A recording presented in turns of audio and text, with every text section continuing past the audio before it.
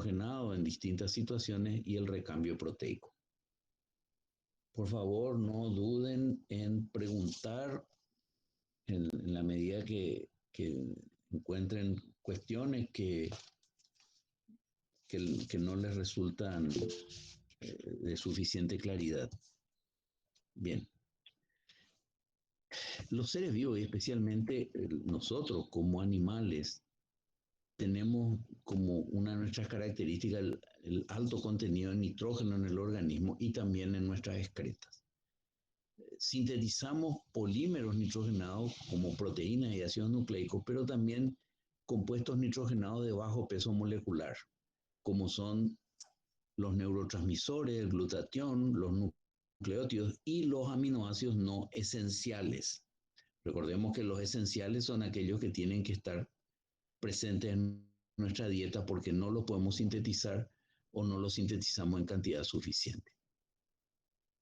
Esto que está señalado en rojo, por favor, apropiense de este conocimiento porque es muy importante y va a ser muy útil.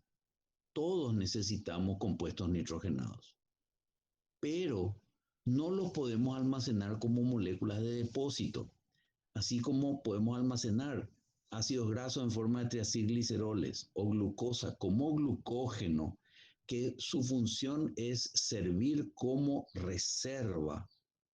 No tenemos algo equivalente para los compuestos nitrogenados. Los compuestos nitrogenados se almacenan. Claro que sí, tenemos grandes cantidades de proteínas estructurales, enzimas, proteínas contráctiles, proteínas transportadoras, pero esas son moléculas funcionales, no son moléculas, podríamos decir, inertes, que simplemente están como reserva. Y el otro concepto importante sobre los compuestos nitrogenados, especialmente lo que tiene que ver con proteínas, es que se degradan y se sintetizan continuamente.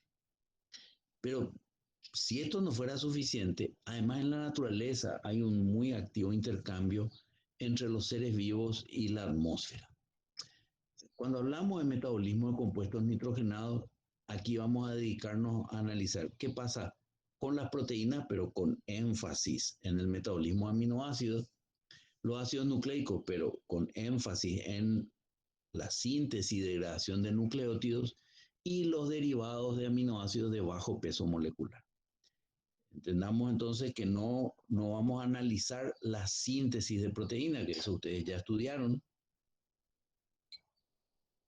ni la síntesis de ácidos nucleicos, pero sí metabolismo de aminoácidos, metabolismo de nucleótidos y la síntesis y degradación, en algunos casos, de derivados de aminoácidos de bajo peso molecular.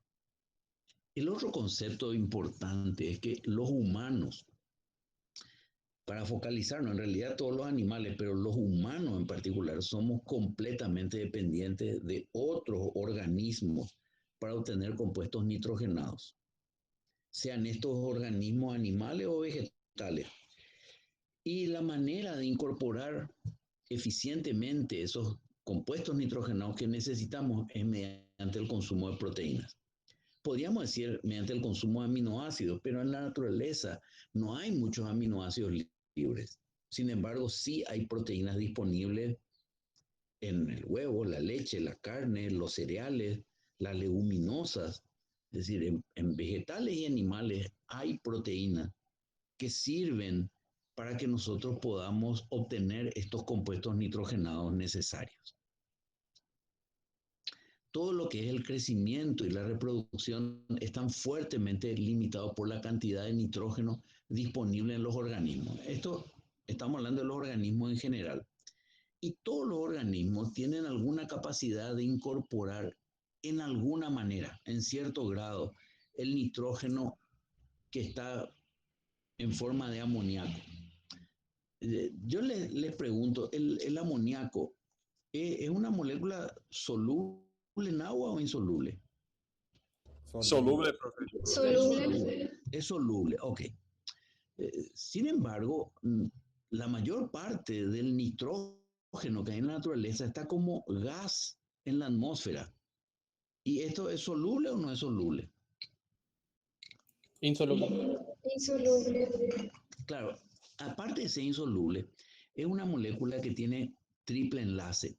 Es una molécula terriblemente estable y por lo tanto, convertir nitrógeno, forma insoluble, estable, poco reactiva, en amoníaco, forma, es decir, pasar de lo insoluble a lo soluble. Esto lo pueden hacer muy pocos organismos. Y eso es lo que se llama fijación de nitrógeno.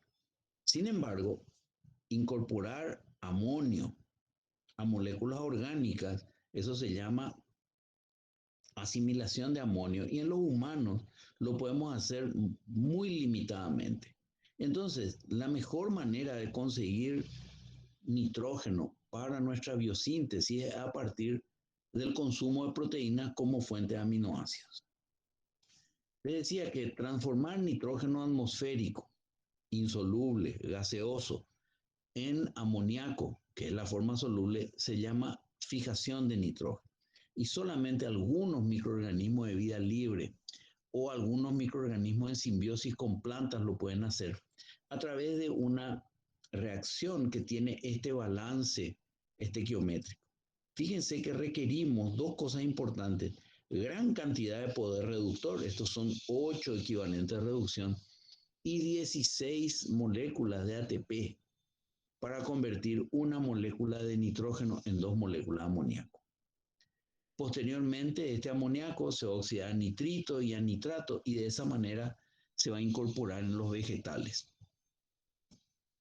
Los vegetales con el nitrato ya pueden fabricar todos los aminoácidos. O sea, el concepto de aminoácido esencial no existe para las plantas. O sea, las plantas directamente convierten el amoníaco disponible o el nitrito o el nitrato, sobre todo el nitrato, lo van a convertir en nitrógeno orgánico.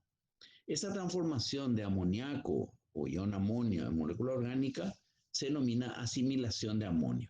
Y los humanos tenemos unas pocas reacciones de asimilación. Acá hay un ejemplo: alfa-cetoglutarato. ¿Dónde vimos alfa-cetoglutarato? En el ciclo de Krebs. Correcto. ¿Y alfa-cetoglutarato contiene nitrógeno? No.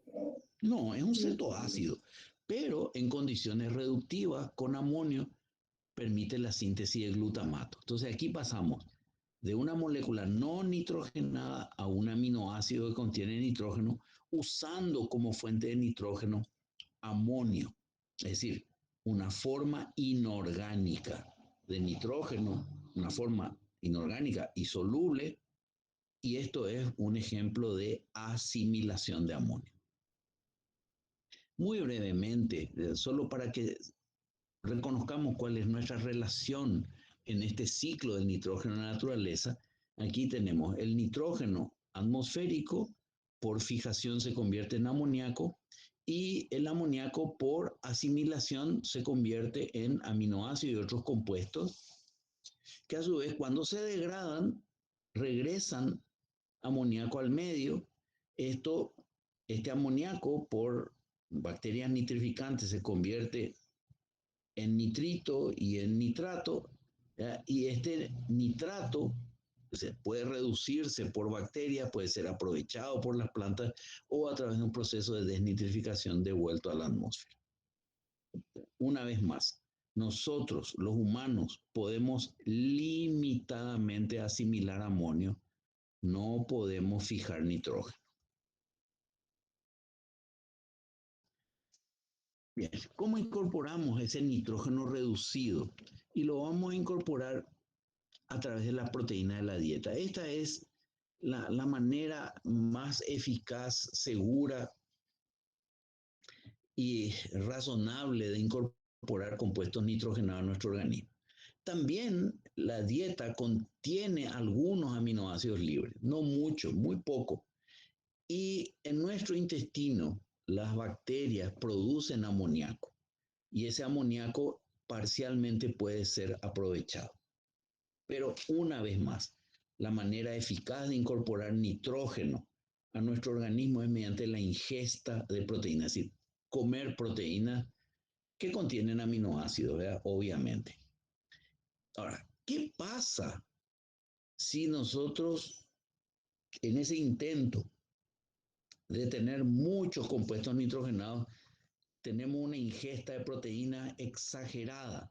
¿Vamos a almacenar proteínas? ¿Vamos a producir mayor cantidad de músculo? No. Los excedentes no se almacenan como proteína. No es que por comer proteína en exceso vamos a tener más masa muscular. Lo que vamos a tener es más glucógeno, pero sabemos que el glucógeno se almacena hasta cierto punto, y triacilgliceroles. Es decir, podemos acumular simplemente grasa. También los aminoácidos pueden ser oxidados para obtener energía si hace falta. Y aquí tenemos nuestro diagrama de bloques para introducirnos ya en lo que es el metabolismo de compuestos nitrogenados.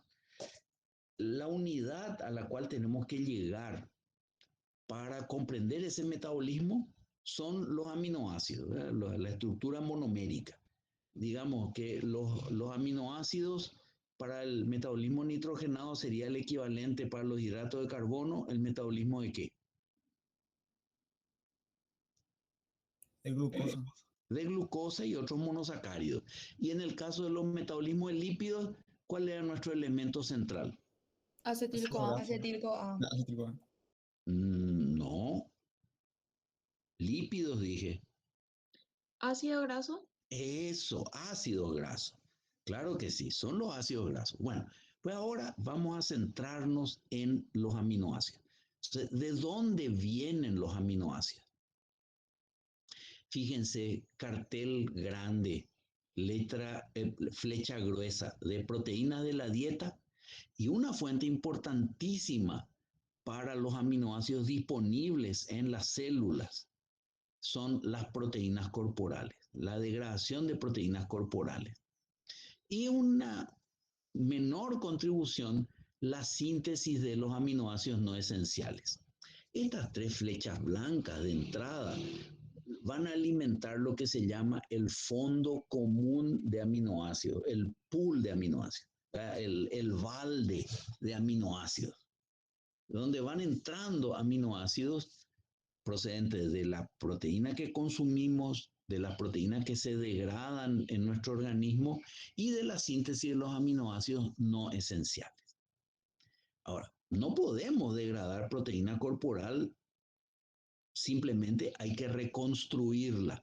Y entonces aquí tenemos una salida importante de aminoácidos de este fondo común, ¿verdad? La reconstrucción de proteínas corporales. Y ese es nuestro principal destino de los aminoácidos en general. Pero no tenemos que perder de vista otros destinos, como son la síntesis de derivados nitrogenados bajo peso molecular. Aquí entran todos los nucleótidos. Entran los neurotransmisores, o por lo menos la gran mayoría de los neurotransmisores, ¿verdad? Serotonina, dopamina, GABA, etcétera, ¿verdad? Glutamato, hemo para todas las hemoproteínas, los pigmentos de melanina, el glutatión, el óxido nítrico, la carnitina para transportar ácidos grasos, la creatina que conserva energía en forma de fosfocreatina en los músculos, las hormonas tiroideas, las hormonas peptídicas de bajo peso molecular. Es decir, la lista de sustancias de bajo peso molecular es muy grande y todos estos compuestos nitrogenados proceden de aminoácidos. Pero no tenemos que olvidar que los aminoácidos también son potencialmente sustancias combustibles.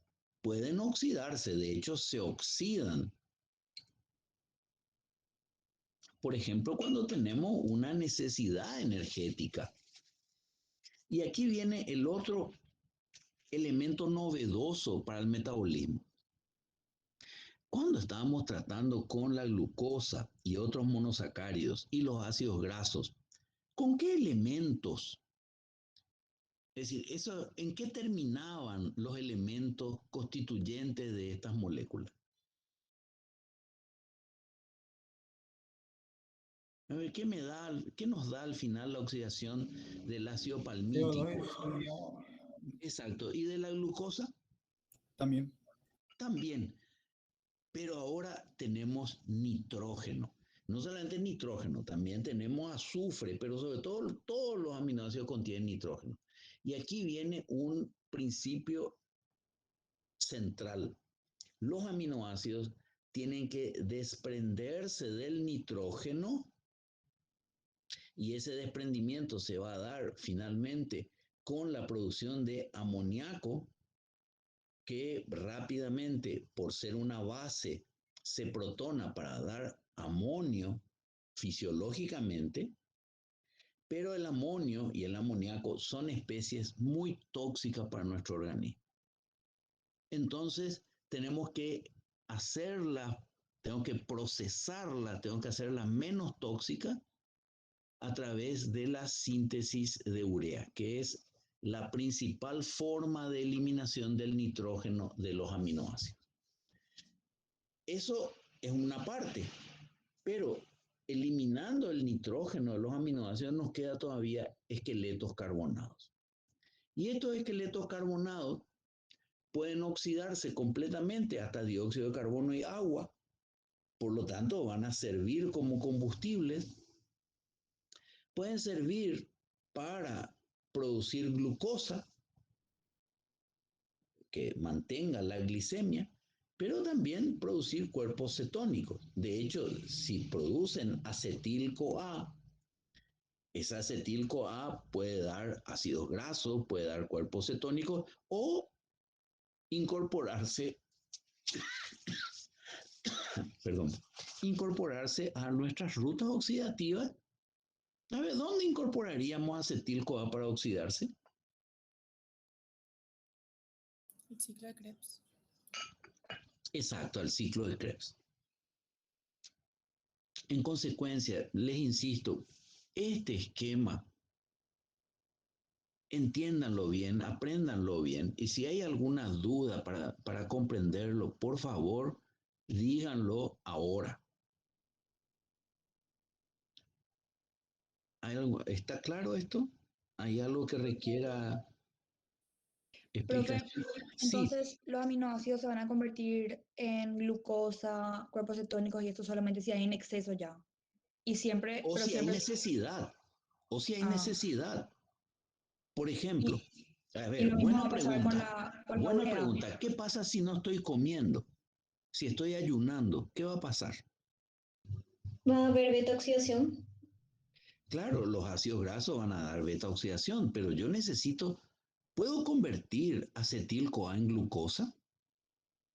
No. No, eso está prohibido, para nosotros está prohibido, pero podemos convertir esqueletos carbonados de aminoácidos en glucosa.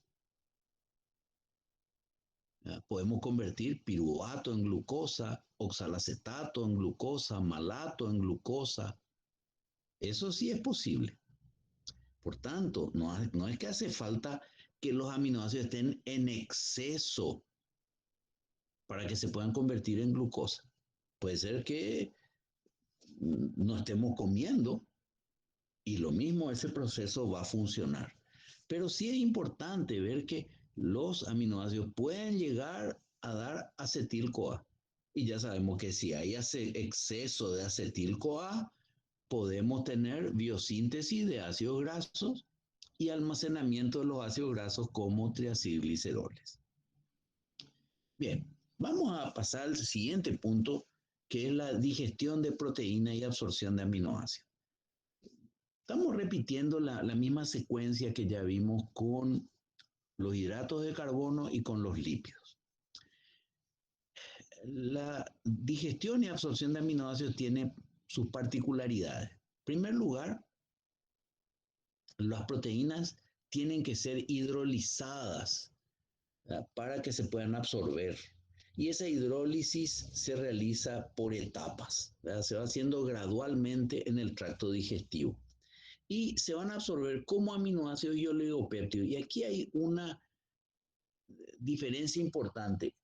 No hace falta que la proteína se degrade totalmente hasta aminoácidos para ser absorbida. Podemos absorber incluso oligopéptidos, es decir, dipéptidos, tripéptidos, pueden ser absorbidos en el tracto digestivo. Y por supuesto, aminoácidos libres. Ahora, las proteínas digeridas, ¿de dónde vienen? ¿Verdad? Vienen, lo que digerimos en el día, viene de la dieta, de 70 a 100 gramos por día, pero también digerimos en las células proteínas endógenas. Fíjense que esto impone de 35 a unos 200 gramos por día. Por ejemplo, en el tracto digestivo digerimos las enzimas digestivas, ¿verdad? Cuando pepsina, tripsina, carboxipeptidasa, amilasa, lipasa, fosfolipasa ya no tienen sustrato que degradar, se degradan entre ellas. Es decir, las proteasas van a degradar a las demás. Pero también vamos a tener proteínas que se liberan por recambio de las células de los epitelios, ¿verdad? El epitelio intestinal, el epitelio gástrico. Y así que con las heces se pierde de 1 a 2 gramos de nitrógeno por día. ¿Dónde se digieren las proteínas? La digestión inicial es en el estómago, donde el pH ácido, pH entre 1,5 y 2, lo primero que hace es denaturalizar la proteína. Y esto facilita el ataque por parte de las proteasas. Ese ataque por proteasas se inicia en el estómago y continúa en el intestino delgado. Y hay una serie de enzimas producidas en el estómago, en el páncreas o en el propio intestino que van a llevar adelante esa digestión. Empecemos con el estómago. En el estómago, las células, llamadas células principales, van a generar aproximadamente unas 8 isoformas de pepsinógenos. Pepsinógeno es un zimógeno, por lo tanto no es activo, pero a un pH menor a 5 se autoactiva, pero también por autocatálisis, es decir, cuando pepsinógeno se convierte en pepsina, la propia pepsina convierte más pepsinógeno en pepsina. Este proceso de activación implica la pérdida de un fragmento de 44 residuos en el extremo C, en el carboxi terminal, para convertirse en la enzima activa. A pH 2, ese segmento escindido se libera, que está funcionando como un autoinhibidor, y entonces la pepsina va a atacar a las proteínas presentes en el contenido gástrico, formando fragmentos grandes todavía de proteínas que se llaman peptonas y algunos aminoácidos libres. Por lo tanto, la hidrólisis que genera la pepsina en el estómago es una hidrólisis limitada, parcial. ¿Qué cataliza pepsina? La hidrólisis de enlaces peptídicos en el lado N de residuos hidrofóbicos. Y se calcula que aproximadamente hay una digestión del 20% de las proteínas. La pepsina no va a producir una digestión completa de las proteínas. El resto de la digestión va a ocurrir a partir del duodeno y en el yeyuno proximal, fundamentalmente por la acción de tripsina y quimotripsina, que ¿a qué familia de enzimas pertenecen tripsina y quimotripsina? Serín proteasa. Serín proteasa. Y recordarán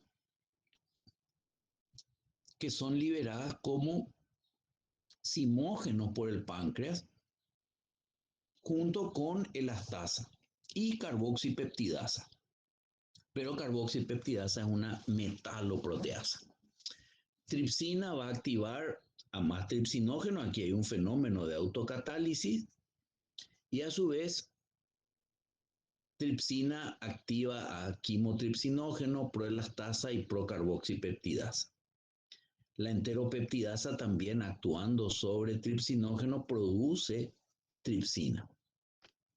Este conjunto de proteasas va a dar lugar a la generación de aminoácidos, porque ¿cuál es de todas estas enzimas la que con más probabilidad va a generar aminoácidos y no fragmentos de oligopéptidos?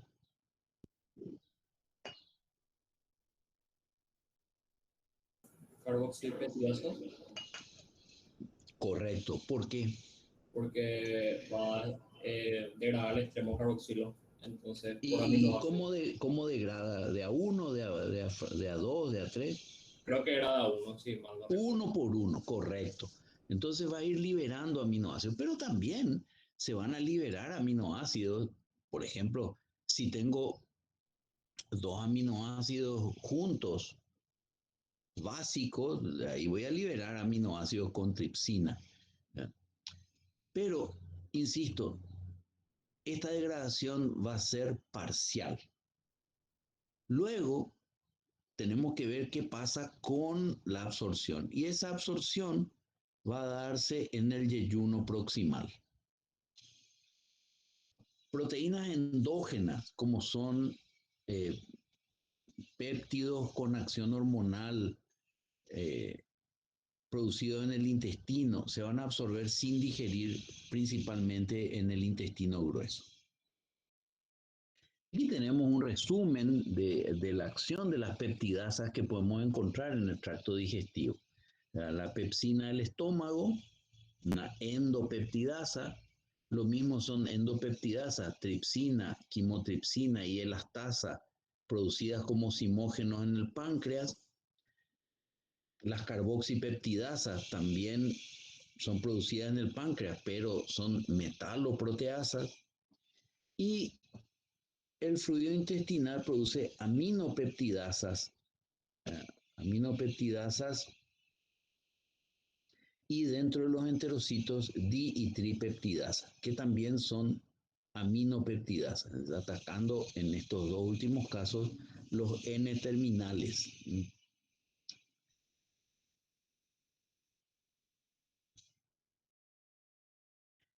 En cuanto a la capacidad de nuestras enzimas de digerir la proteína de la dieta, eso es muy variable y depende mucho de los sustratos. O sea, no todas las proteínas que consumimos van a ser igualmente degradadas por nuestras enzimas digestivas. Las proteínas animales se digieren en mayor proporción que las proteínas vegetales. Así, de las mejores fuentes de proteínas consideramos las proteínas presentes en el huevo. Estas se digieren aproximadamente en un 97%. ¿Qué quiere decir que el 97% de la proteína esté digerida? Que vamos a tener una gran disponibilidad de aminoácidos presentes en esa proteína.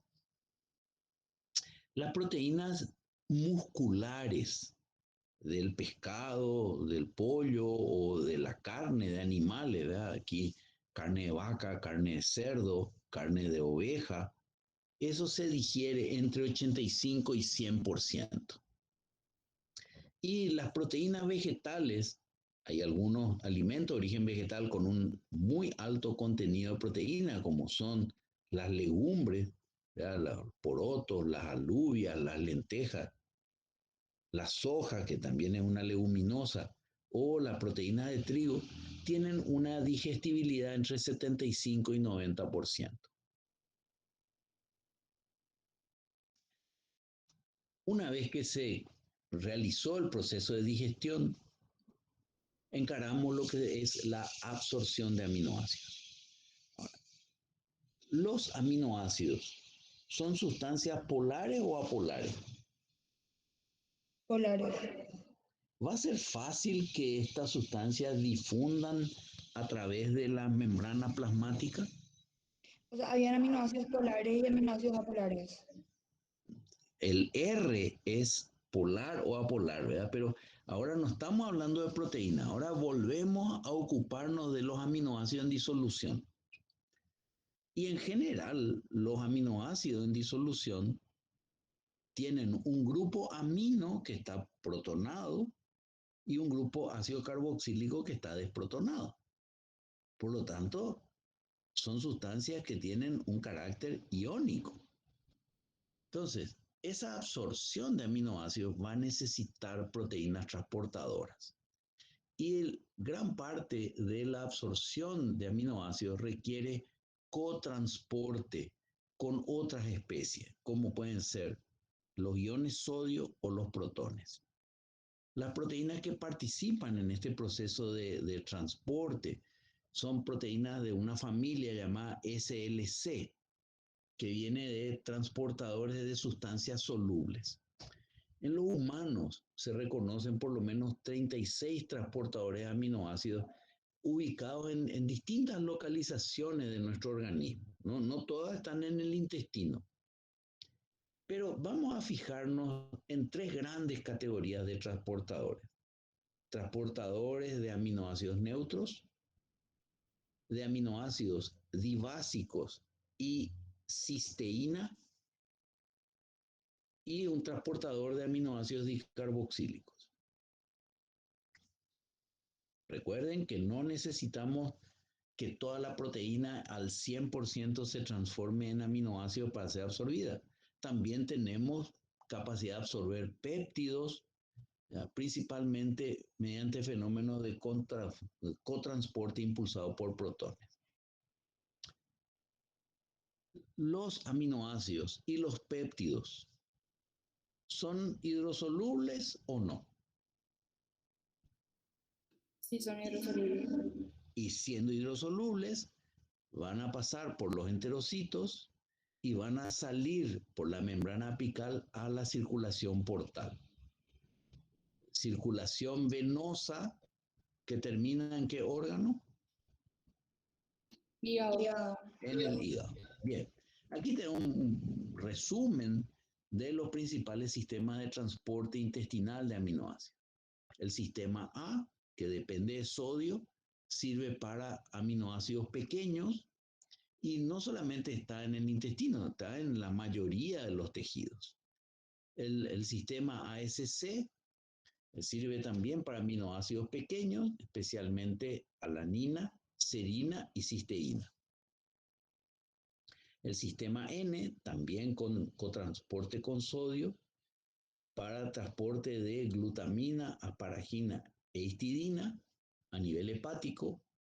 El sistema L, independiente de sodio, muy distribuido en el organismo para aminoácidos ramificados y aromáticos. Evidentemente, estos aminoácidos tienen un carácter más hidrofóbico. El sistema B, también en cotransporte con sodio para aminoácidos básicos en los enterocitos, en la membrana luminal. El sistema ATB, también dependiente de sodio para aminoácidos neutros en intestino y riñón. Otro, el X, para aminoácidos aniónicos, y un transportador para prolina, hidroxiprolina y glicina también en los enterocitos. Por lo tanto, la mayor parte de los aminoácidos que proceden, es decir, que aparecen en el tracto digestivo, van a ser utilizados, absorbidos por los enterocitos y en su mayoría transferidos al hígado por la vía portal. Pero los enterocitos también utilizan cantidades importantes de aminoácidos. Tenemos que recordar que ApoB48, ¿dónde está ApoB48? ¿En qué estructura aparece? Kilomicrones. En los kilomicrones. ApoB48 es sintetizada en el intestino, por lo tanto necesitamos aminoácidos. Pero también en En los enterocitos teníamos esa disacaridasa de membrana, tenemos una serie de enzimas para la resíntesis de triacilgliceroles. Recordemos que los enterocitos son células de división muy, muy rápida, por lo tanto va a haber un uso importante de aminoácidos en los enterocitos, pero la mayoría de los aminoácidos absorbidos va a llegar al hígado por vía portal. Profe, y los aminoácidos que no se absorben salen por la orina en forma de urea, ¿verdad? No, no, a ver, despacito. Lo que no se absorbe, si no se absorbe, ¿cómo va a llegar a la orina? A ver, la orina, ¿a partir de qué fluido se produce? Del plasma. ¿Del plasma qué? Dale apellido a eso. Plasma Sanguíneo. sanguíneo. Entonces, si no se absorbe algo en el intestino, ¿puede aparecer en orina? No. No. Excepto que tengamos una úlcera, ¿verdad? Eso es una situación patológica. O sea, normalmente, si algo no se absorbe en el intestino, ¿puede llegar a la sangre? No. No. Y si no llega a la sangre, ¿puede llegar a la orina? No. No, va a salir por las No. heces, ¿verdad? Exactamente. Por eso habrán visto que aquí decía que diariamente podemos perder por las heces de 1 a 2 gramos de nitrógeno por día. ¿Y de dónde viene este nitrógeno? Bueno, por ejemplo, proteínas que no se digieren. Las escleroproteínas son difíciles de digerir. Por ejemplo, no sé, los pelos, las uñas, eso es difícil de digerir. Así como productos de desechos nitrogenados que también pueden aparecer en las heces, ¿verdad? Pero es muy importante y recordar que para que algo aparezca en la orina, tuvo que haber estado previamente en la sangre. Y para poder estar en la sangre, algo que hemos ingerido, que hemos comido, tuvo que haberse digerido y absorbido. Si no se absorbe, no pasa a la sangre. Si no está en la sangre, no puede pasar a la orina.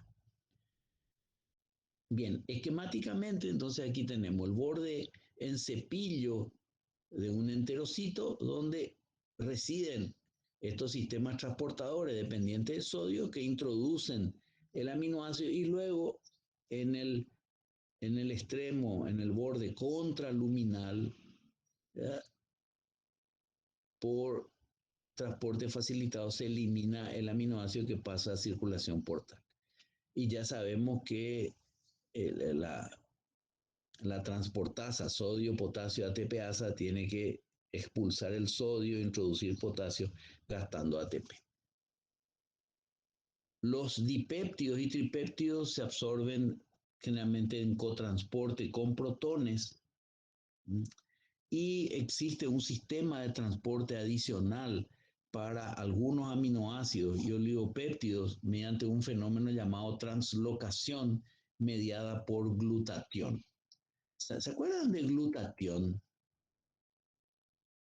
Cuando estudiamos péptidos, vimos la estructura de glutatión, un péptido no proteico, constituido en forma de gamma-glutamilcisteína-glicina.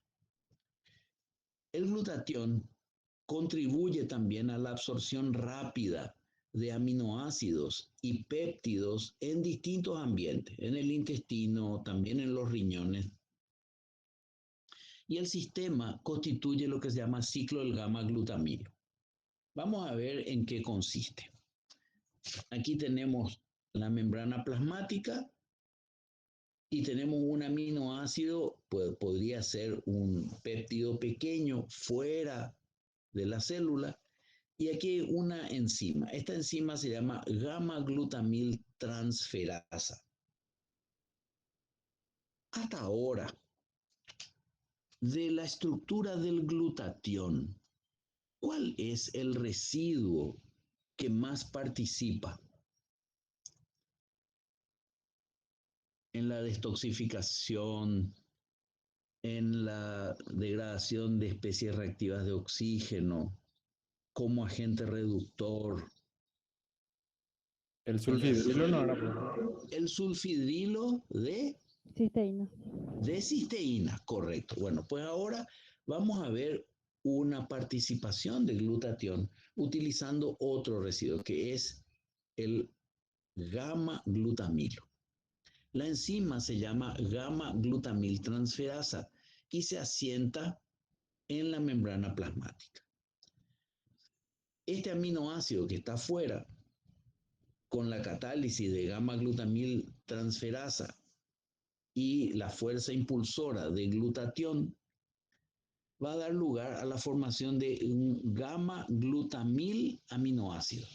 Entonces ahora quien se liga es este resto de gamma-glutamilo y se escinde el dipéptido cisteína-glicina, que por las peptidasas intracelulares dan cisteína y glicina. Este conjunto gamma-glutamil aminoácido, que es un conjunto covalentemente unido, dos aminoácidos ligados por una enzima que se llama gamma-glutamil ciclotransferasa, libera el aminoácido. Entonces pasamos de un aminoácido fuera de la célula a un aminoácido dentro de la célula.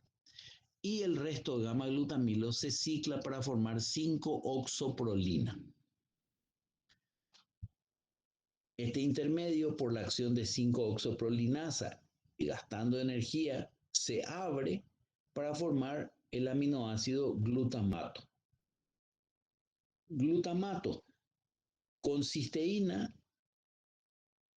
y la acción catalítica de gamma-glutamil cisteína sintetasa con gasto de ATP produce gamma-glutamil cisteína y la glutamina sintetasa incorpora el aminoácido glicina también con gasto de ATP y de esta forma recuperamos glutatión.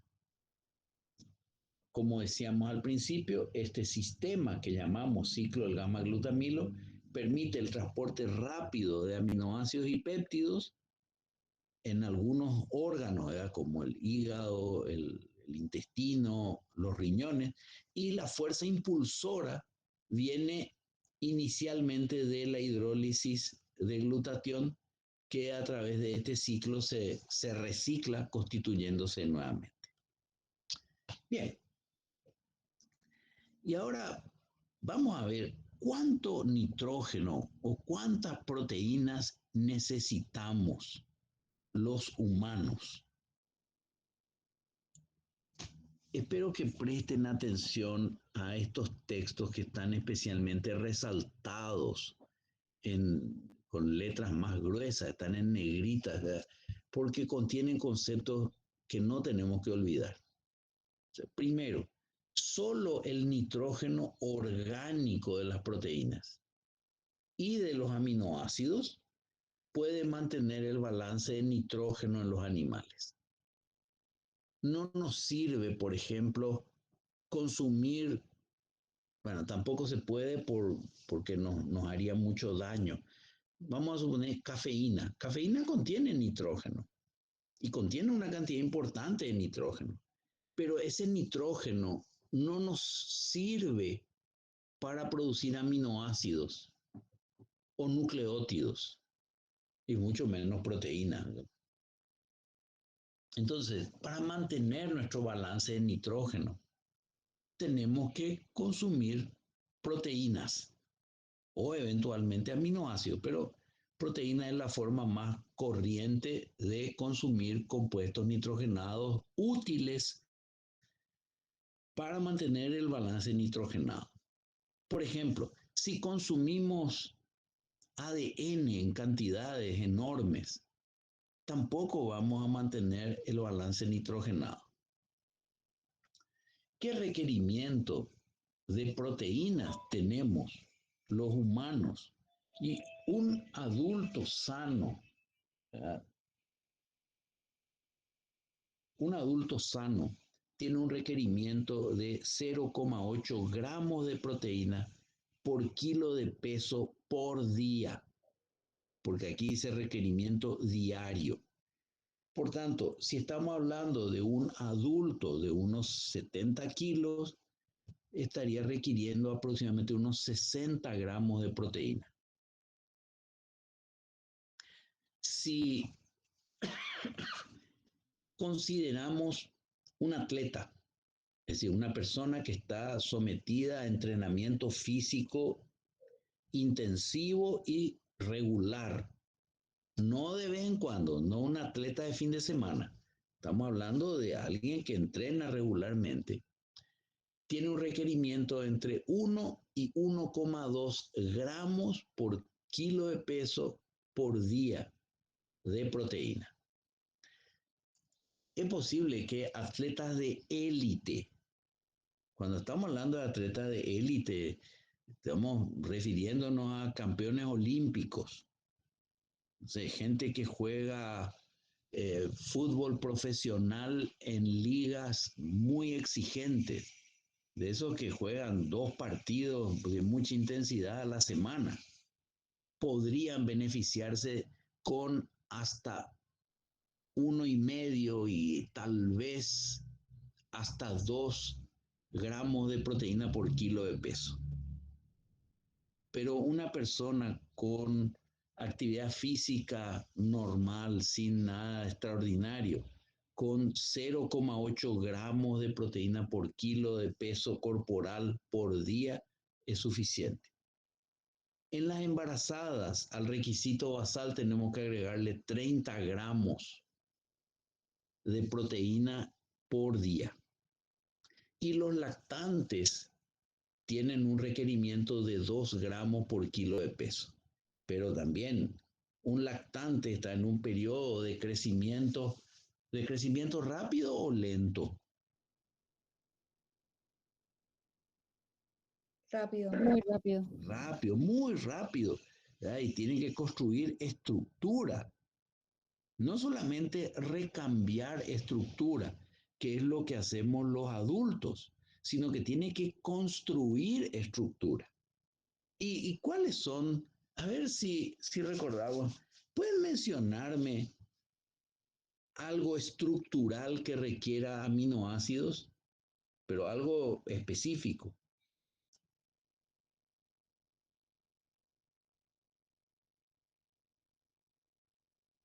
Una molécula específica que requiera aminoácidos en su construcción estructural.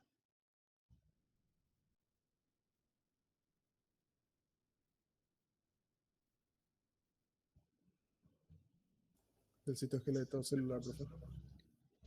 Sí, pero si estamos hablando del organismo, no estoy hablando de la célula, estoy hablando del organismo entero. Una proteína estructural que tenemos en cantidades grandes. Pelo, Uy, y si fuera pelado, uñas, La elastina, profe. ¿y qué tal el colágeno?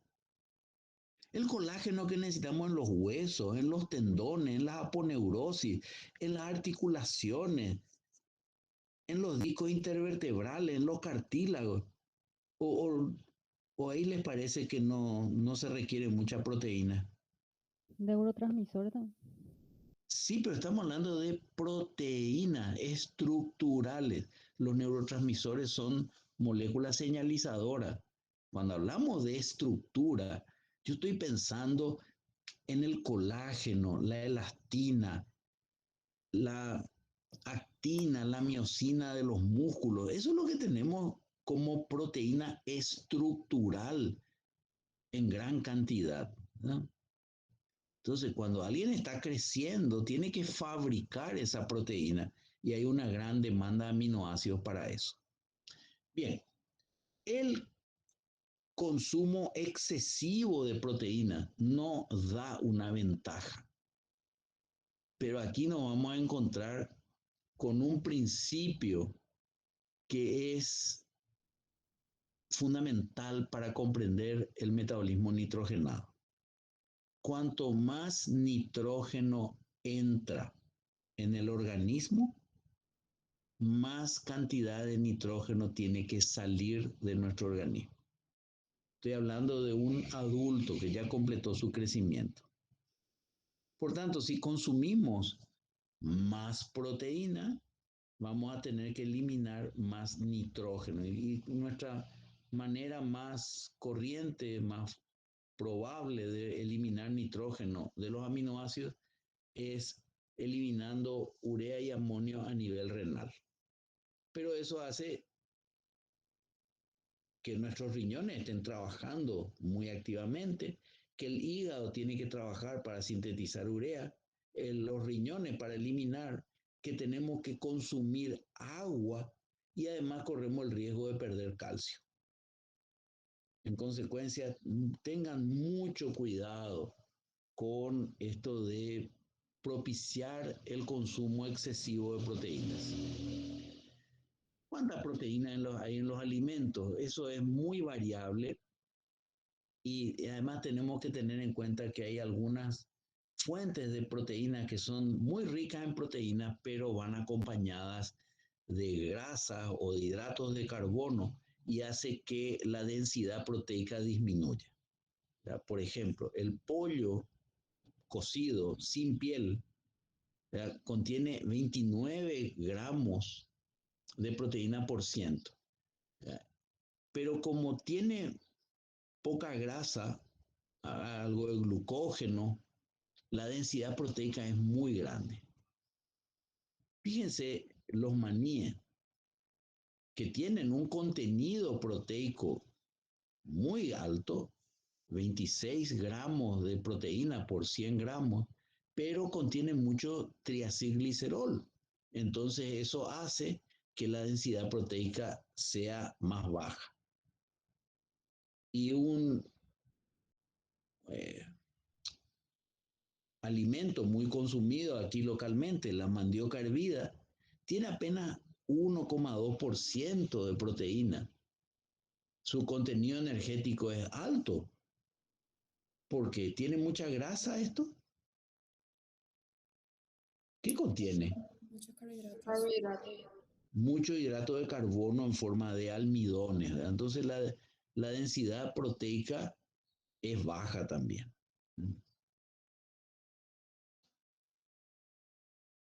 En cuanto al concepto de aminoácidos esenciales, son aquellos que deben estar presentes en la dieta obligatoriamente. ¿Por qué? Porque o no los producimos o los producimos en una cantidad insuficiente. La lista de aminoácidos esenciales cambia a medida que vamos creciendo y también puede tener diferencias si existen algunas anomalías metabólicas o, por ejemplo, en los recién nacidos, una condición de prematuridad. Al momento de nacer, ¿ya?, ¿cuáles son los aminoácidos que sí o sí tienen que estar presentes en nuestra dieta?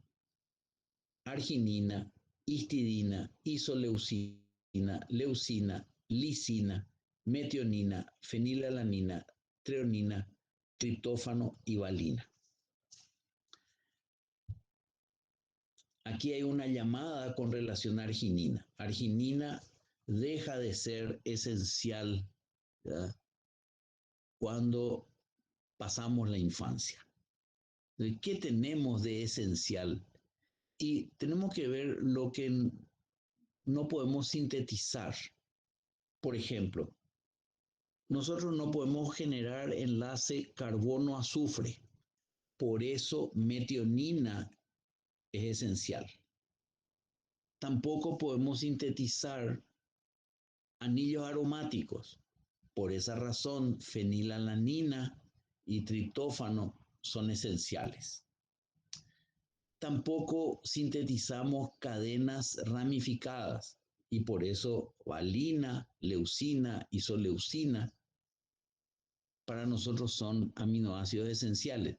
tampoco sintetizamos anillos de imidazol. Entonces la histidina para nosotros es esencial. Lo mismo que la cadena de lisina no la podemos sintetizar, ni la de treonina. Entonces, esta es la lista de los aminoácidos esenciales, podríamos decir, para un niño sano.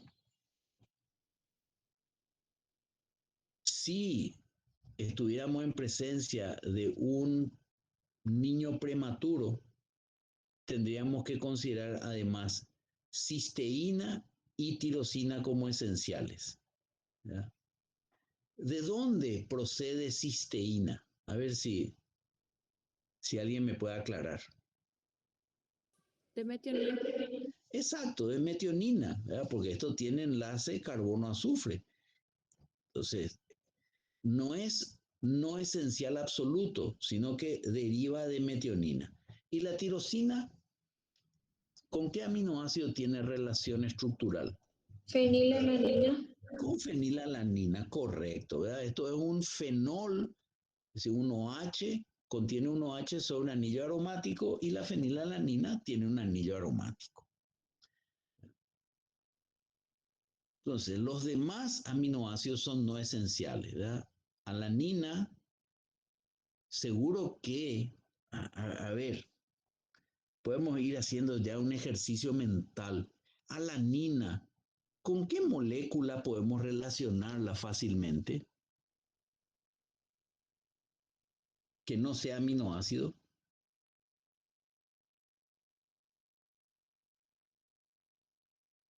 Le voy a dar una pista. ¿Cuántos carbonos tiene alanina?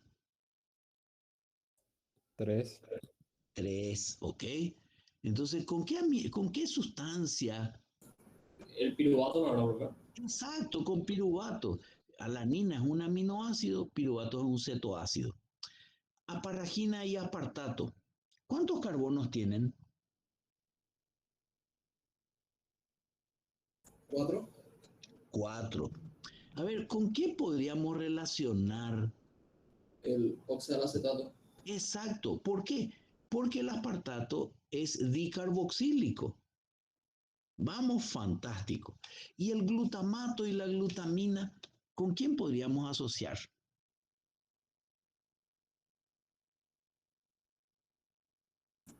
El glutamato creo que era con alfa-acetoglutarato. Exacto, con alfa-acetoglutarato. Fíjense que es importante reconocer la estructura porque eso nos permite establecer relaciones metabólicas que facilitan nuestra comprensión, así no tenemos que descansar tanto en la memoria. Bien, entonces no esenciales van a ser alanina, asparagina, aspartato, cisteína, glutamato, glutamina, glicina, prolina, serina y tirosina. Ya en el periodo, digamos, de un joven para arriba, arginina también pasa a ser no esencial.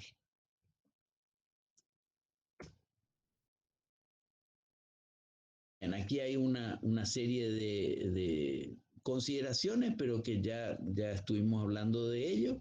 Arginina es esencial en la infancia porque lo sintetizamos en el ciclo de la urea y tenemos muy activo ciclo de la urea en ese periodo, entonces no podemos retirarlo a ese aminoácido. Tirosina no es esencial, pero depende de fenilalanina y cisteína deriva del metabolismo de metionina. En consecuencia, si nuestra dieta contiene poca tirosina y cisteína, aumenta la demanda, aumenta nuestro requerimiento de fenilalanina y metionina. Y estos dos aminoácidos son esenciales en los lactantes prematuros. Los aminoácidos esenciales están presentes tanto en proteínas animales como vegetales. Y una vez más, es la manera adecuada de incorporarlo a nuestro organismo. Pero no todos los aminoácidos tienen la misma distribución en las proteínas. Y en la medida que una proteína sea más parecida a la nuestra, nos va a aportar los aminoácidos esenciales en la proporción más próxima a nuestras necesidades. Por eso vamos a considerar lo que se llaman proteínas de alto valor biológico, a las proteínas del huevo, de la leche, porque proporcionan equilibradamente los aminoácidos esenciales que requerimos. Las proteínas de soja y de las legumbres en general son ricas en lisina, pero suelen tener bajo contenido de metionina. Proteínas de los cereales en general, trigo, maíz, cebada, avena, son ricas en metionina, pero deficientes en lisina. Ya más de uno estará pensando cuánta sabiduría hay en comer, por ejemplo, lentejas con arroz, ¿ya? Donde estamos mezclando una legumbre con un cereal. ¿Cuánto necesitamos de aminoácidos? Obviamente tenemos que consumir aminoácidos esenciales y no esenciales, pero los aminoácidos no esenciales, cuando cubrimos nuestra demanda de proteínas, generalmente ya está cubierto.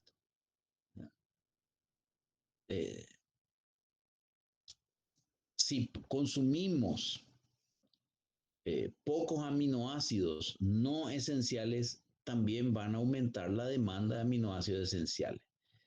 Normalmente nos focalizamos en cuánto se necesita de aminoácidos esenciales.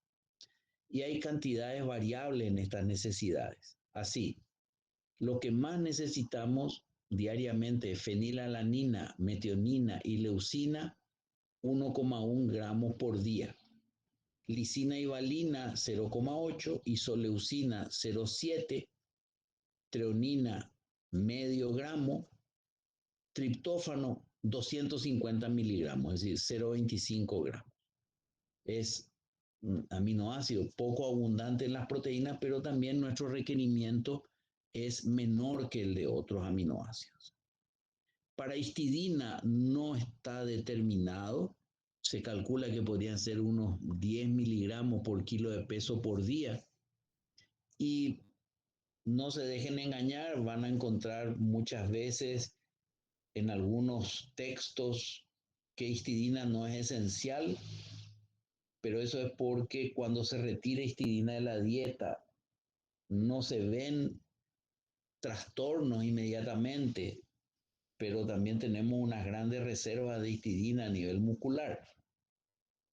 Lo que sí vamos a dejar bien claro es que los animales no sintetizamos histidina por nosotros mismos. Tal vez nuestras bacterias intestinales nos aporten parte de esta histidina. Y el requerimiento de arginina no está establecido y es un aminoácido que deja de ser esencial. Ahora que ya hemos hablado de los requerimientos de aminoácidos y proteínas, vamos a mirar lo que es un concepto muy importante de balance nitrogenado. El balance nitrogenado es el recuento por día de cuánto nitrógeno ingresa por la dieta y cuánto nitrógeno sale por lo que llamamos los emuntorios, es decir, la orina, las heces del organismo, sin importarnos la forma química en que entra o sale. Generalmente se suele calcular de una manera aproximada contabilizando cuánta proteína, cuántos gramos de proteína se consume dividido por 6,25. Este es el factor de corrección de nitrógeno a proteína. Y se resta el nitrógeno eliminado por la orina en forma de urea y se le agregan 4 gramos para otras formas de eliminación de nitrógeno. En un adulto sano, el balance tiene que ser neutro. Esto significa que la misma cantidad de nitrógeno que ingresa tiene que salir. Y la orina es la principal forma de eliminación del nitrógeno. Es decir, si yo como mucha proteína y soy una persona sana, mis riñones están bien, mi hígado funciona bien, digiero bien esa proteína, absorbo los aminoácidos, la misma cantidad de nitrógeno que ingresó tiene que salir. Balance positivo se observa solamente cuando hay una muy activa síntesis de proteínas. Y esto se ve en los periodos de crecimiento, o sea, los niños tienen balance positivo. Se ve también en el embarazo, porque la mujer está gestando y hay una masa de células y tejidos en el feto que están creciendo. También cuando alguien se recupera de hemorragias o de cirugía, puede tener balance nitrogenado positivo. Eso quiere decir que ingresa más compuestos nitrogenados de lo que sale. Por lo tanto, algo se queda retenido. Y balance nitrogenado negativo, que sería que el egreso o la salida es mayor que el ingreso, se ve en varias situaciones. En el ayuno, en los periodos cuando hay caquexia, o sea, consunción ya en enfermedades terminales, la dieta que aporta suficientes calorías pero poca proteína, o las dietas que aunque aporten suficientes calorías y proteínas, son pobres en aminoácidos esenciales. Cualquiera de estas circunstancias da lugar a balance nitrogenado negativo. Vamos a mirar cómo son estas relaciones. Aquí tenemos la proteína de la dieta. Recuerden que al metabolizarse, al digerirse van a dar aminoácidos disponibles y estos aminoácidos mayoritariamente se incorporan a la proteína corporal. Pero también degradamos proteína corporal en la misma medida y así como entró nitrógeno, en este caso en forma de proteína, va a salir como urea y otros desechos nitrogenados por la orina, las heces, el sudor. Ahí la descamación celular también vamos a perder algo de nitrógeno, pero principalmente por la orina. Fíjense que el grosor de esta flecha de salida es igual al de la flecha de entrada. Entonces estamos en un balance nitrogenado equilibrado o balance cero. ¿Alguna duda aquí? No, profe. Ok, vamos al siguiente. Una dieta hiperproteica. Entonces ahora consumimos mucha proteína con nuestra dieta. Ya estamos consumiendo más de 1 gramo de proteína por kilo de peso por día. Por supuesto que genera muchos aminoácidos disponibles, pero eso no va a acelerar la incorporación a la proteína corporal. La proteína se va a degradar en la misma medida. Ahora, lo que sí va a ser grande va a ser la eliminación de desechos nitrogenados. Recuerden lo que les dije antes, cuanto más entra, más sale. Cuando tenemos balance positivo, por ejemplo en el crecimiento, en el embarazo, que hay un mayor requerimiento de proteína, los aminoácidos van a transformarse en forma más intensa, en mayor proporción en proteína corporal, pero eso no significa que la proteína no se degrade. Se va a seguir degradando y va a eliminarse parte de ese nitrógeno en forma de urea y otros desechos. Observen que aquí ingresa más nitrógeno que el que sale. Eso quiere decir que hay una parte de ese compuestos nitrogenados que quedan retenidos en nuestro organismo. Balances negativos vemos, por ejemplo, una dieta hipoproteica. Entonces, estamos consumiendo menos proteína, esa menor cantidad de aminoácidos que pasa a la proteína corporal. Sin embargo, no tiene equilibrio con la proteína corporal que degradamos diariamente para nuestro pool de aminoácidos y esto va a dar lugar a un mayor egreso de proteína de nitrógeno que lo que ingresa de nitrógeno en forma de proteína. ¿Qué pasa cuando la dieta es pobre en aminoácidos esenciales? Aunque contenga suficiente cantidad de proteína. Por ejemplo, ¿qué pasaría si yo como solo gelatina como proteína? ¿De qué proteína deriva la gelatina? Colágeno puede ser. Del colágeno. ¿Y se acuerdan la composición del colágeno? 30% de... Prolina, No, hidroxipolina. de glicina. ¿Y glicina es esencial? No. No. ¿Y tiene 20% de prolina? ¿Es esencial? Tampoco. Entonces, ¿les parece que debe ser una proteína que aporta buen balance de aminoácidos esenciales? No. No, No. Entonces, yo puedo comer mucha proteína, pero que esa puede ser una proteína de bajo valor biológico. Entiéndase como que no me está aportando la cantidad suficiente de aminoácidos esenciales. Entonces, ¿qué va a ocurrir? Que la incorporación de aminoácidos a la proteína no va a ser la adecuada. Pero como hay que mantener este pool de aminoácidos disponibles, vamos a retirar aminoácidos de nuestra proteína corporal, dando lugar a una mayor pérdida de nitrógeno con relación a lo que entra. Entonces, de vuelta tenemos un balance nitrogenado negativo. En enfermedades como el cáncer, los politraumatismos o las quemaduras, es muy importante mantener el aporte de proteína de la dieta, porque en estos casos lo que tenemos es una gran degradación de proteína corporal. Y aunque estemos consumiendo lo habitual, aquí el problema es sobre todo la gran proteólisis que tenemos de nuestras proteínas corporales, ¿verdad? Y esto va a dar lugar a mayor eliminación de nitrógeno. Bien, y ahora para ir concluyendo, vamos a analizar el concepto de recambio proteico.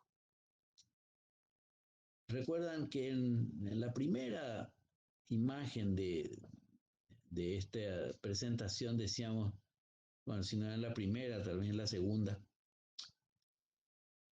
los compuestos nitrogenados no se almacenan, sino que se conservan como moléculas funcionales que están en continuo recambio. Eso quiere decir que estamos sintetizando y degradando. Cuando hablamos de recambio proteico nos referimos a la síntesis y degradación simultánea de moléculas de proteína. A veces uno dice, pero ¿qué proteína estoy cambiando? Y vamos a pensar en algo que vimos en esta misma sesión. El páncreas libera simógenos, ¿verdad? Por ejemplo, tripsinógeno. Se hidroliza parcialmente, da tripsina. Y después que ya no hay sustrato, ¿qué pasa con la tripsina?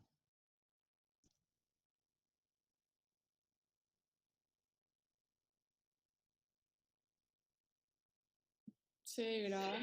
Se degrada, ¿verdad? Porque es una proteína, estamos en el tracto digestivo y se degrada y va a dar aminoácidos. Y esos aminoácidos, ¿qué les pasa después en el tracto digestivo?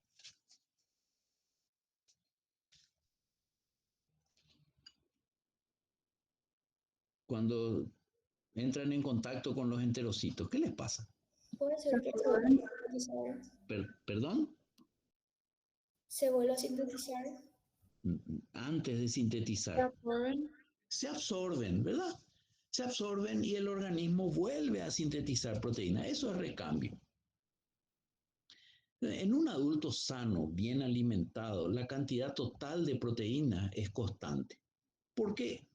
Porque su velocidad de síntesis es la suficiente para reemplazar a la velocidad de degradación.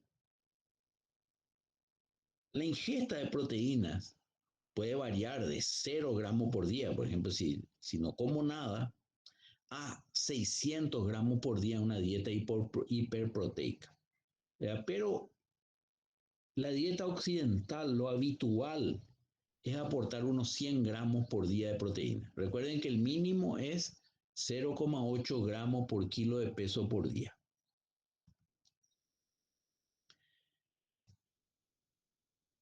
Ese recambio de proteico, ¿por qué es importante? Es importante para almacenar nutrientes en forma de proteínas y degradar cuando sea necesario, por ejemplo, al remodelar tejidos.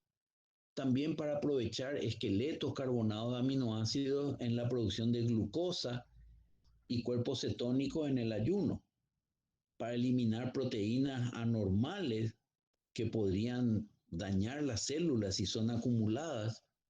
También para regular el metabolismo, por ejemplo, eliminamos enzimas que son superfluas. Recuerden que eliminamos receptores cuando hay exceso de señal. Eliminamos hormonas peptídicas, ¿verdad? Se degrada la insulina, la hormona folículo estimulante, el glucagón, se degradan. Y también para degradar los componentes de las células envejecidas. Quiere decir que el proceso de recambio proteico es de una importancia enorme para mantener un organismo saludable. ¿Cuánto se recambia de proteína? Aproximadamente en un adulto sano, 400 gramos al día. Fíjense, esto es una cantidad muy grande de proteína. ¿Y de dónde se recambia más proteína? Sobre todo en los músculos. Se calcula, siempre estamos hablando de un adulto sano, proteína muscular, un recambio de 100 gramos por día. 30 gramos corresponden a las enzimas digestivas. Y cuando decimos enzimas, aquí entran todas, ¿verdad? La amilasa, la lisozima, la lipasa lingual, la lipasa gástrica, la enteropeptidasa, tripsina, pepsina, carboxipeptidasa, aminopeptidasa, lipasa, fosfolipasa, colesterol esterasa, es decir, todas las enzimas que se vierten al tracto digestivo.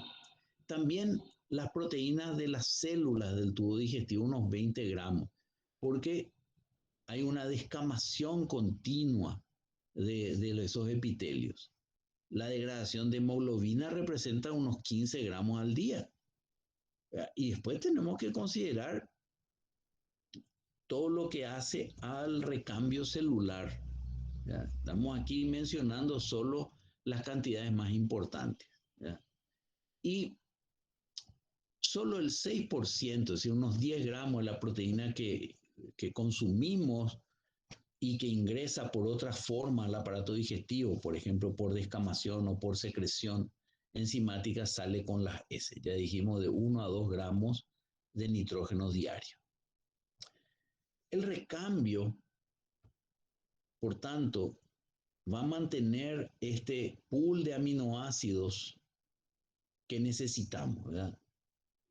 ¿Cómo se alimenta el pool de aminoácidos? Proteína de la dieta, que por digestión dan aminoácidos. Se dan aminoácidos que por sangre portal llegan al hígado en primer lugar. El recambio de la proteína corporal. Sabemos que también sintetizamos aminoácidos no esenciales y esto va a tener como destino volver a sintetizar proteínas, sintetizar compuestos nitrogenados de bajo peso molecular o aprovechar energéticamente los esqueletos carbonados con liberación de grupos amino y otros átomos de nitrógeno que irán a parar principalmente a urea, amonio. También aparecerá nitrógeno en ácido úrico, creatinina, pigmentos biliares, etc. Entonces, en un adulto sano, bien nutrido, el nitrógeno que ingresa tiene que salir en la misma cantidad. Nuestro recambio de proteína corporal es de unos 400 gramos al día. La dieta nos aporta unos 100 gramos por día y tenemos cantidades variables de síntesis de aminoácidos no esenciales. Y esto genera ese fondo común de aminoácidos que se usa 400 gramos en síntesis de proteína, nuevamente, unos 30 gramos en síntesis de hemo, creatina, carnitina, melanina, neurotransmisores, nucleótido de purina, nucleótido de pirimidina, cofactores, etcétera, ¿verdad? Óxido nítrico. Y los esqueletos carbonados pueden ir a parar a la síntesis de glucosa y glucógeno, ácidos grasos y cuerpo cetónico, o ser consumidos por oxidación total. Las proteínas no son todas iguales en cuanto a su vida media.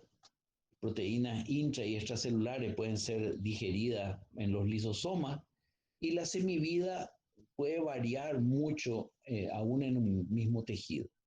Las proteínas de vida media corta son aquellas que se necesitan en momentos precisos de señalización de vías metabólicas o enzimas que se necesitan en algún momento. Por ejemplo, recuerden la hidroximetilglutarid-CoA reductasa de la síntesis de colesterol.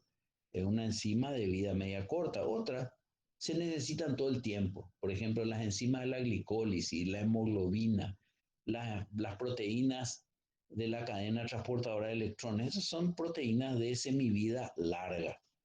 Aquí vemos citocromo C con una semivida de 150 horas. Esto sería el tiempo que tiene que transcurrir para que la mitad de la molécula se degrade. O aldolasa, una enzima de la glicólisis, o gliceraldehído 3-fosfato deshidrogenasa. Esto se necesita siempre. Entonces, son proteínas de semivida larga. Pero otras, como ornitina descarboxilasa, que va a producir poliaminas, que son moléculas señalizadoras del ciclo celular, eso se necesita en determinados momentos. Fíjense que la vida media no llega ni a un cuarto de hora. Entonces, ¿de qué depende la vida media o semivida de una proteína? Al principio se pensó en la localización de la célula, pero eso está descartado. Encontramos proteínas de semivida corta en todos los compartimentos celulares y también proteínas de semivida muy larga, semivida como más de 40 o más de 200 horas en el núcleo, en el citoplasma, en la mitocondria o en retículo endoplásmico. Quiere decir que no depende de la localización. Y tiene que haber alguna señal que sirva para determinar cuánto tiempo dura una proteína. Se fueron conociendo varios tipos de señales a medida que se estudió y vamos a revisar solamente estas tres. Un factor que determina la vida media de una proteína es qué N-terminal tiene. Aquella proteína cuyo N-terminal tiene aspartato, arginina, leucina, lisina o fenilalanina van a estar asociadas con semividas muy cortas, o sea, de medio de 2 a 3 minutos. Fíjense que son aminoácidos muy básicos como lisina, arginina, o muy ácidos como aspartato, o muy hidrófobos como leucina y fenilalanina. Sin embargo, aminoácidos pequeños o hidroxilados se relacionan con semividas más largas. Sí, alanina, glicina, metionina, serina, treonina y valina pueden estar en proteínas de más de 20 horas en eucariotas y más en células eucariotas y más de 10 horas en bacterias.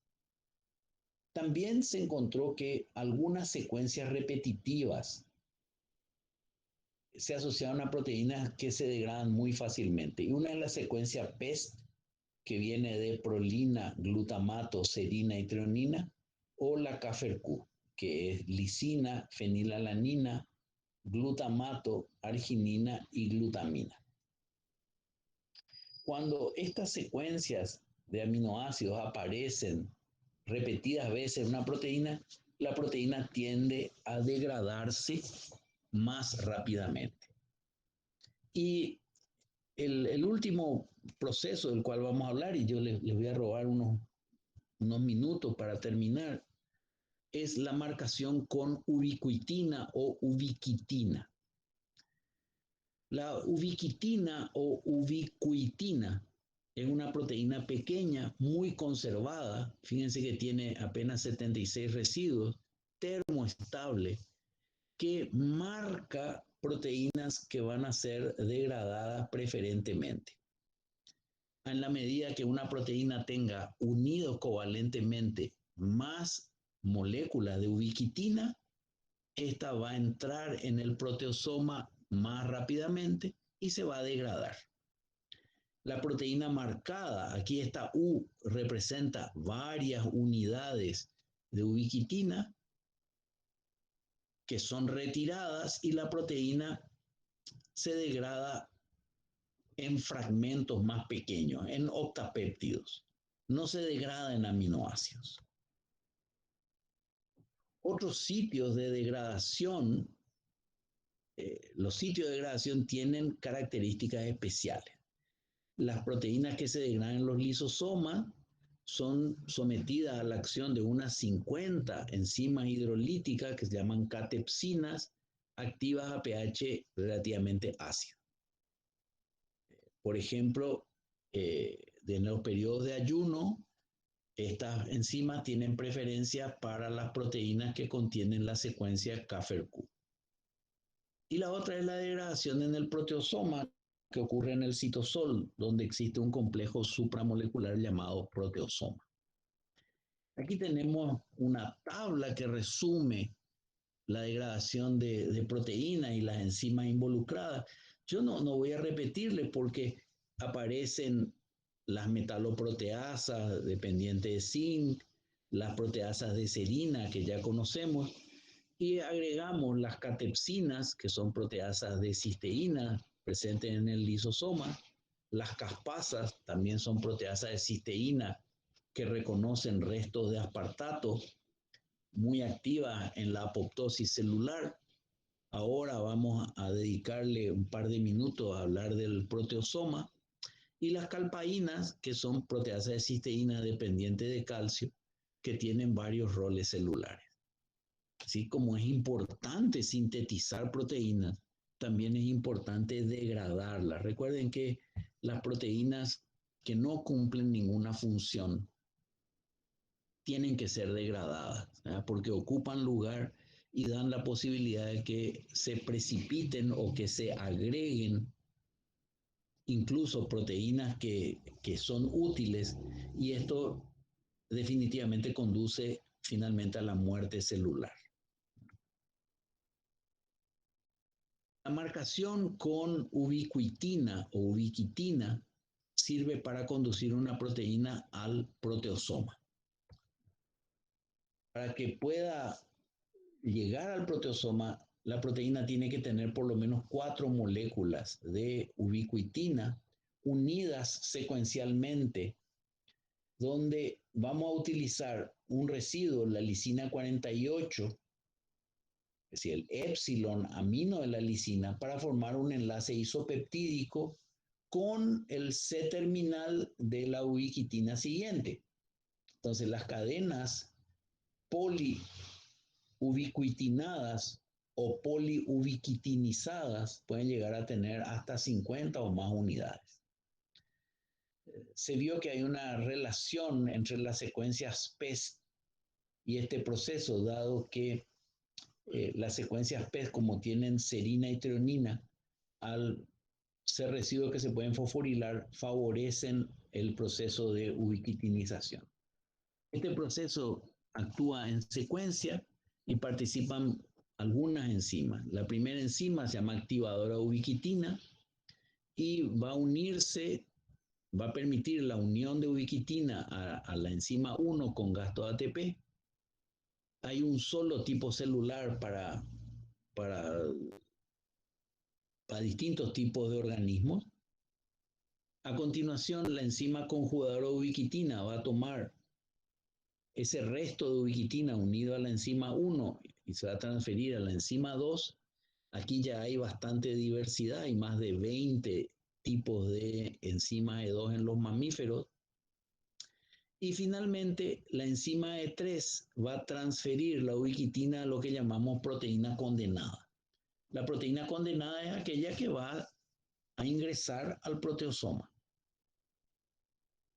y se va a unir a través de un enlace isopeptídico, porque utiliza el epsilonamino de un residuo de lisina para unirse al carboxiterminal de una molécula de ubiquitina.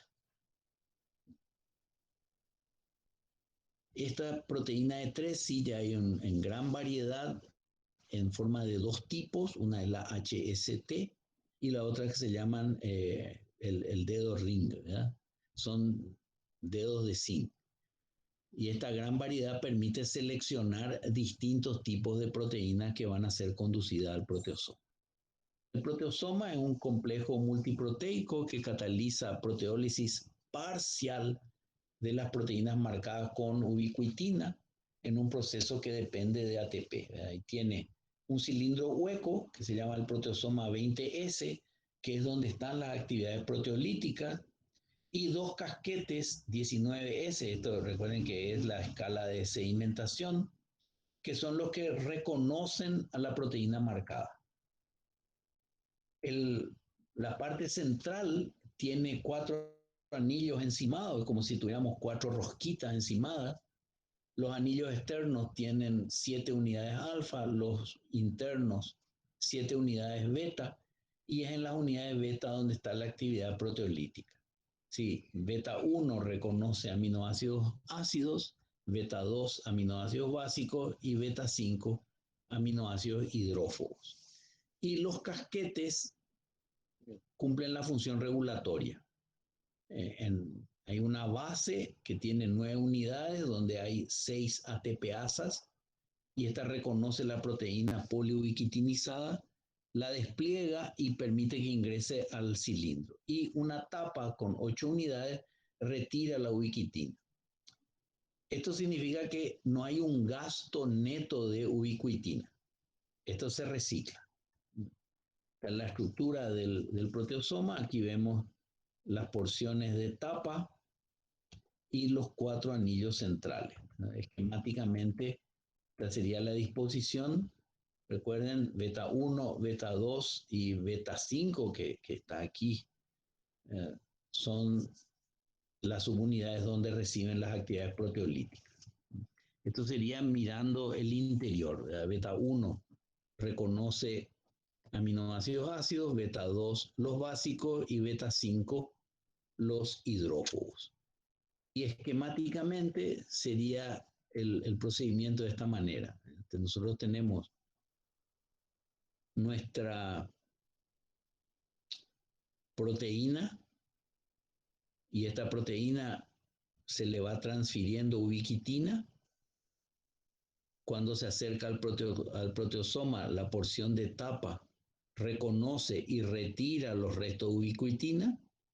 Entonces la proteína se despliega e ingresa a la porción central del proteosoma, aquí donde están los anillos beta, y se retiran estos oligopéptidos.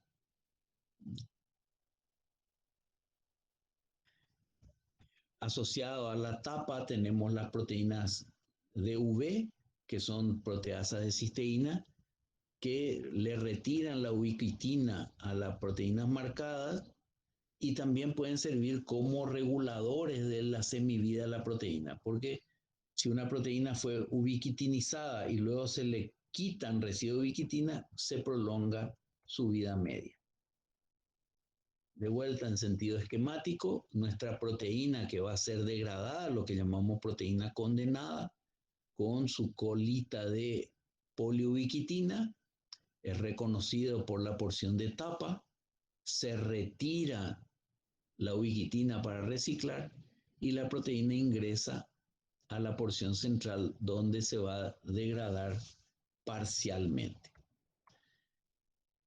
Con esto terminamos esta introducción al metabolismo de los compuestos nitrogenados y yo les quiero dejar como mensaje dos ideas muy importantes.